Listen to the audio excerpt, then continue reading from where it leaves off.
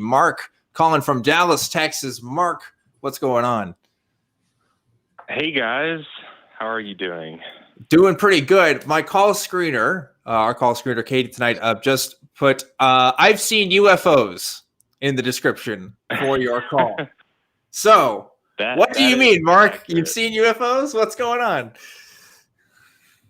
I have, and I would just like to say that I understand that my experience could have been an hallucination, but I don't believe that it was because I wasn't doing any drugs, and it's the only time that I ever had this experience before or since.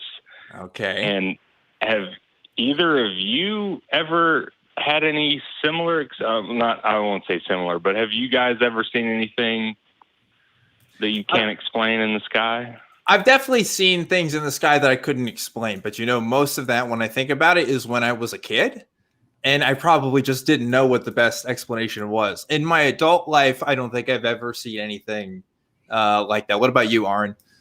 I've never personally seen anything in the sky that I couldn't explain. Okay, so there you go. So Mark, you're at odds with us right now. Okay. Well, what I saw, and it I'm from Dallas, the Dallas area. I was living in Fort Worth actually at the time, and I saw 3 lights coming at me, and there was no sound. I thought it was a plane at first, just a normal airplane.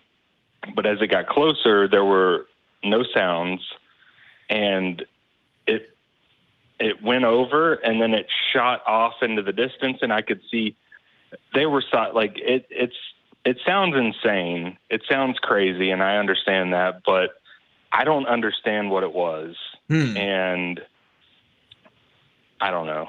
Okay, so let's break it down just real quick. So you saw 3 lights in the sky, and they moved away really fast without a sound. Is that kind of the summary?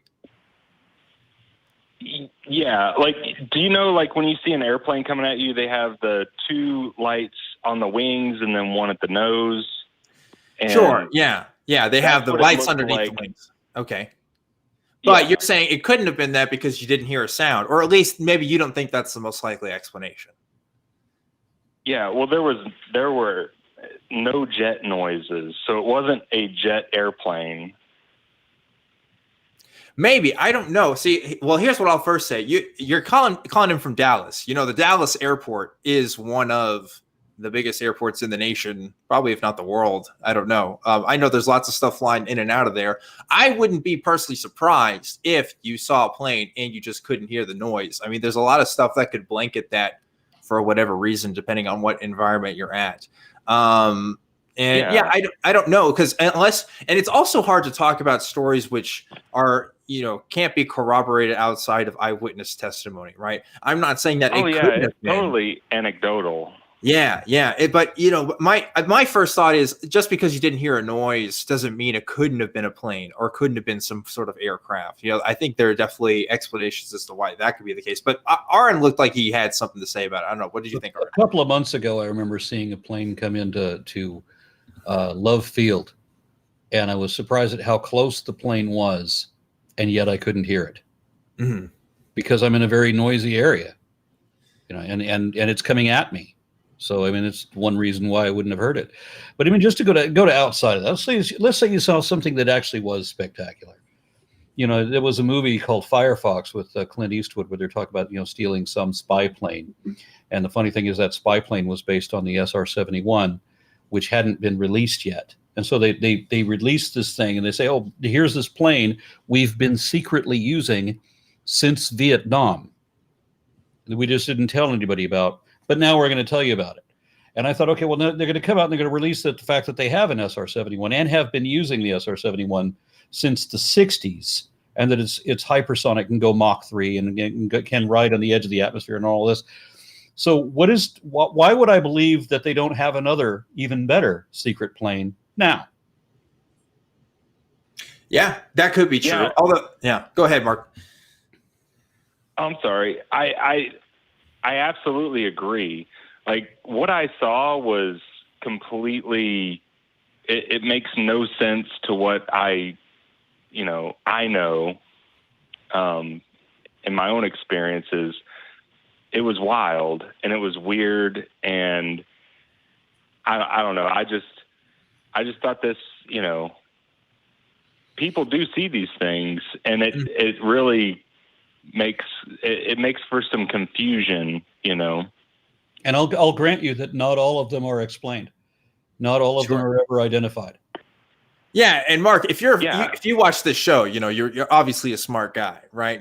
That's for anybody who watches Truth Wanted. But like, even we as people who really research this stuff and are really skeptical about this stuff, even it can be hard for us to find exact explanations for stuff, especially when we're working with just anecdote, right? But I think it is important to remember not to jump to any conclusions such as it must be interdimensional Bigfoot, or whatever we were talking about last week. But like, and you're not saying that, Mark. I know you're not saying that, but like there are people who will jump to that. That's like their next best thing. But yeah, Aron was gonna say something. What do you got? Well, it's reptiles from the Sirius star system who have infiltrated the Illuminati. Yeah, absolutely, absolutely. When you take the percentage of people who, don't know as much about this stuff, and the amount of stuff we just got flying out in the air all the time, like you're gonna have people who are wondering about some of this stuff, and I can't even imagine the people who were looking at this stuff before the internet, like, oh my gosh, like they were probably writing all kinds of things. I mean, people still are writing crazy things, but at least we can kind of cross corroborate and stuff. And any videos that are put out there, we can at least try to explain or figure out if they're hoaxes. Now we got more hoaxes now than ever. But, I do have a little background on, I flew drones for the military. So I haven't seen everything. I'm not claiming to, but I don't know. It blew me away. It was so wild. And again, I'm not saying that it necessarily is space aliens, but it was just crazy. Like to me, it was so real.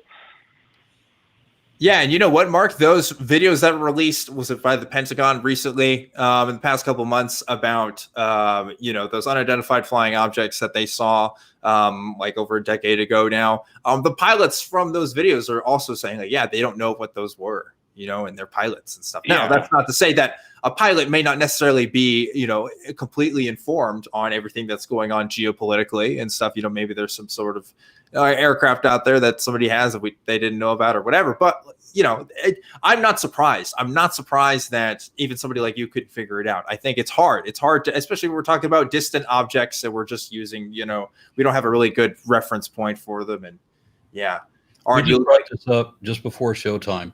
There's this amusing scene out of Easy Rider. See, he keeps talking about movies that were made before I was born, so I don't know. I don't have a reference point for any of this. But Dennis Hopper is surprised because he sees a light in the sky that just took off that way.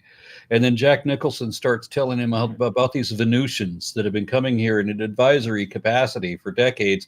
And they live among us and they work among us. And the government knows all about them. But they can't make the public announcement because it would be devastating to our antiquated systems. And he says, well, how would you know all that? And Nicholson says, well, you just saw one. And Dennis Hopper gives a perfect skeptical answer. He says, I saw a light in the sky.